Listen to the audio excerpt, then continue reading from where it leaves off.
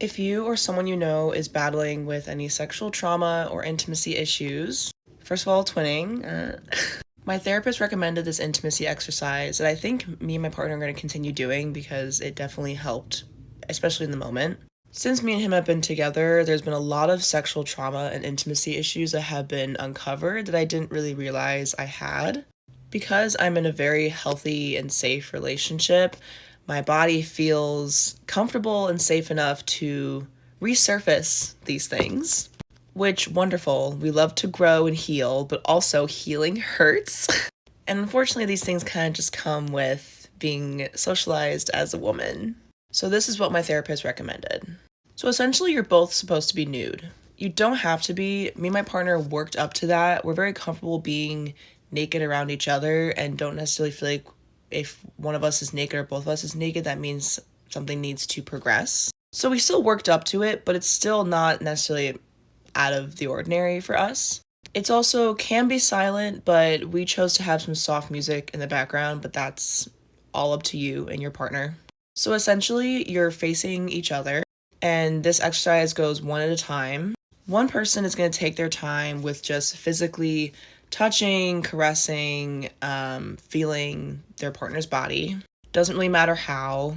It's kind of just what feels natural. And the other person is going to take kind of some mental notes about what feelings are coming up, when sensations are coming up, just anything that they observed or feel during the exercise. And their role is to communicate any changes they want in the way they're being touched or where they're being touched non-verbally. So personally, I have a really hard time with light touches. I don't like the chills that it gives me. There's a trauma response for me with that. So when he was kind of touching me a little bit too lightly, I didn't say anything. I just took his hand and just pressed more firmly on where he was. Another example is if you want your partner to continue touching a certain part of your body, you just kind of bring their hand back to where you want it to be. Keep in mind, this is not supposed to be a sexual exercise, more of just intimate. So if there's any kind of sexual feelings or tension that arise because of this, you are supposed to kind of keep it at bay. For now. This also can be for as long as you want. You can set a timer for each person, or the person that's receiving the touch can decide when they're done touching, which is kind of what me and my partner did. And once that's over, we just talked about these mental notes and just kind of reflected on the whole experience. Me and my partner are both people that struggle with intimacy and just the vulnerability of it, but we want to work on that and keep building on that. So I just wanted to share with anyone else that might be dealing with the same thing and see if this helps. Do you think people know I'm autistic? They might, and I think it's wonderful that you're not afraid to be you.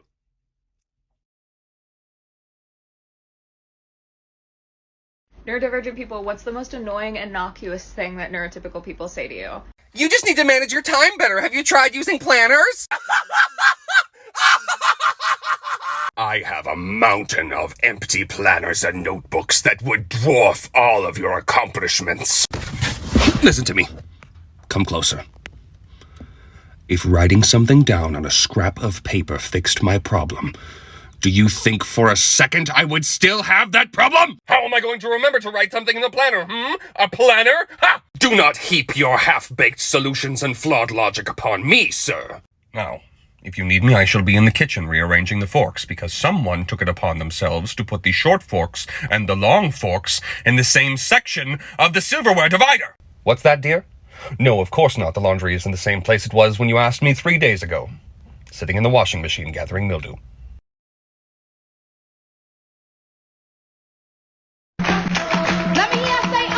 I finally have a grasp on my ARFID.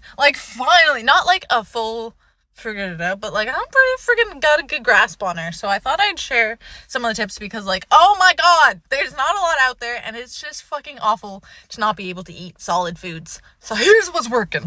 First, I went to a brain doctor because I needed help, and it was a neurofeedback doctor. Oh my gosh. One, I did start neurofeedback treatment, which has been huge, but it's fucking expensive. So I know how privileged I am to be able to even have any kind of that treatment. Here's what he taught me, little tips that I'll give you for free. One, we're throwing out all of the rules that we had for eating, okay? My favorite one that he's given me is he's like, what's easy to eat? Candy. Candy is so easy for me to eat. So he's like, eat candy with your food. Eat candy before your dinner. Eat candy during your dinner. And I went, huh? But it works because as soon as I start to eat the dinner and I can feel my body shutting down and wanting to just be done with food, I toss in some candy. I eat a little gummy bears, little like sour rings. I eat it all. And then that like hunger comes back. And while I'm distracted with that, a little bit of chicken, a little bit of shit that I don't really want to be eating, you know? Tip number 2, I eat my food while watching a show, while also playing like solitaire or some kind of puzzle on my iPad, while listening to music. I overwhelm all of my senses so that it doesn't focus on the senses of the texture of the food. So much stimuli. Somehow it works.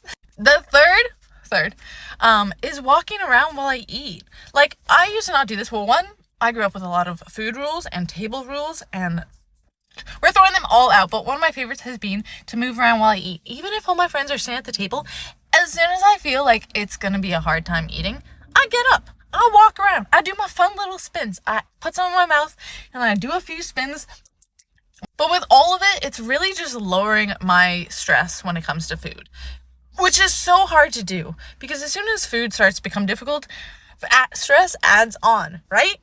And so then it becomes more and more stressful. And then there's this thought of like, oh my God, I want to eat, but I don't want it to be stressful, but it's going to be stressful because it has been. And it's, you know, and that's why I just had to get simple. Throw out like your health, my green shakes. I ate like a child. I had my dino nuggies. I ate my bagels with just cream cheese. I went super simple. I lost a lot of body muscle and, you know, my skin kind of broke up. I don't care. I'm eating food. That is all that mattered. It's not going to be forever, but I'm going to the basics. I'm doing whatever I fucking need. That little child in me wants dino nuggies. I'm having dino nuggies. Breakfast, lunch, dinner. I don't care. It's food. Toss those food rules out. Okay, I'll keep it sharing. But honestly, this has gotten me to actually eat like 3 meals a day, which is insane. I'm so happy about it. So I hope it helps. I'll keep them coming. But yeah, have fun with it as much as you can with ARFID.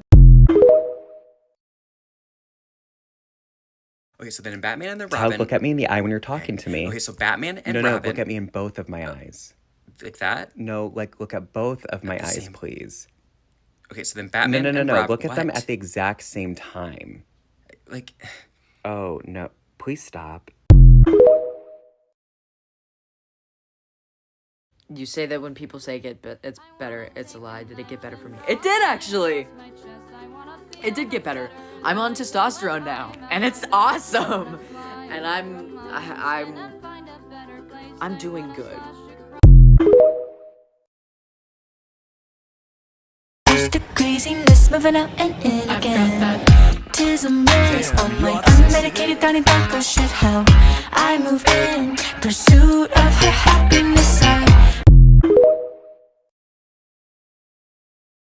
Talk therapy never really helped me, so I'm gonna share what did. I am not a therapist, I know no things, this is just my personal experience. I believed that if I could think correctly, I could solve my problems. I thought I was so self-aware because I could logic my way out of any situation. You know what doesn't use logic? Your body. And if you've got trauma, it's stuck there, and your brain's not gonna be much help. How do you get it out of your body? Movement. Now stay with me. I am being so for real right now. Now when people hear movement, they think exercise, and that's not necessarily what I'm saying. I want you to look up somatic movement, because it's literally just moving your body in any way that feels right. And it really looks a lot like stimming. There can be a lot of shaking involved, or jumping up and down, stomping your feet. It's like getting in tune with your body and listening to what it wants to do. And yeah, it looks kinda dumb, but it's so freeing, and especially if you put on like your favorite music or something, it feels like you can finally kick off and throw off and shake off all that horrible energy that's been stuck inside you. And as far as the brain side of it goes, I really like affirmations. It's helped me love myself in a way that I was not shown as a kid. And yeah, at first it feels kinda dumb, but that's the entire point. Nothing dies without a fight, and that includes your shadow. And I try to start these practices when I'm already in a good mood so that it's easier to get into that habit when I'm not feeling good. Nobody told me that happiness is work.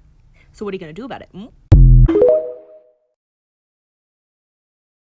Did your boots stop working? Did your truck break down? Did you burn through money? Did your ex find out?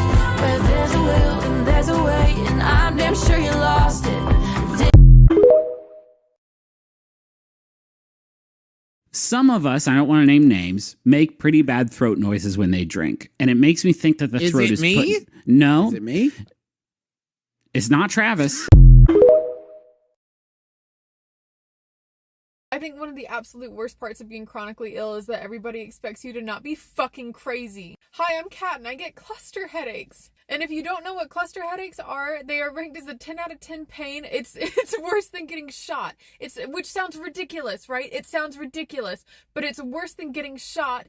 And when I get cluster headaches, it's like I'm getting shot in the head for hours, and then I just have to come out the other side and like go to work or go outside and act like I didn't just get fucking shot in the head for hours. It took me 10 years to get diagnosed because I'm a woman and I live in the US, and I finally graduated at 27 years old. I was finally able to get through school enough to graduate, because when I get clusters, they're in 3-month-long periods of 3 headaches a day for hours, and I am totally crazy and destroyed by the end of it. But guess what? I don't qualify for disability. So I got through school and I finally got a job. I've been applying for 6 months. I finally got a job. It's my first week. I love my job, and I got a cluster headache this morning, which means that for the next couple months I'm going to be totally annihilated.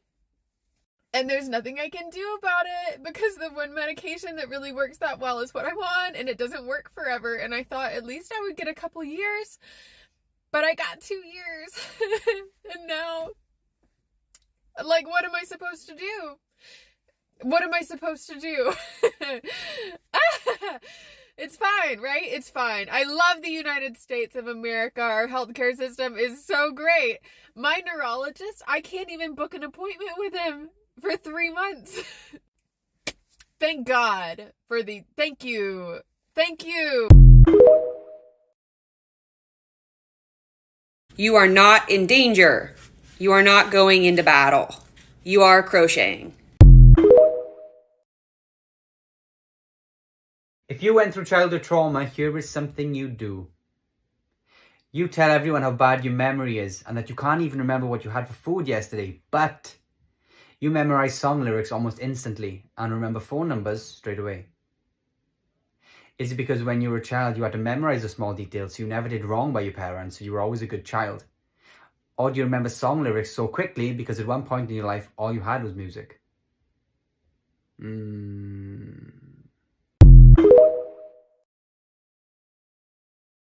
Hello, very important autism news update. They got everything wrong again. Some work was published a couple years ago that I do not think generated the buzz it deserved, because a lot of us read the title and were like, yeah, we knew that already.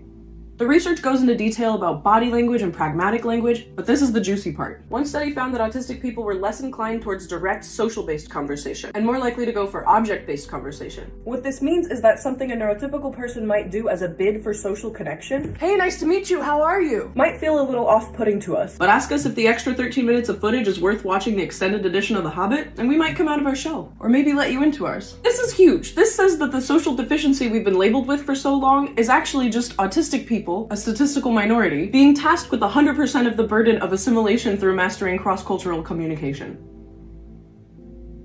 These findings have some pretty significant implications considering that autism is currently clinically defined as a social communication disorder. So I'm curious if we'll see some changes to the diagnostic criteria. Even if you don't care about the insurance code stuff, this is as good of a reason as any to invite more autistic people into your life. That's what we made Hiki for. Thank you for your time.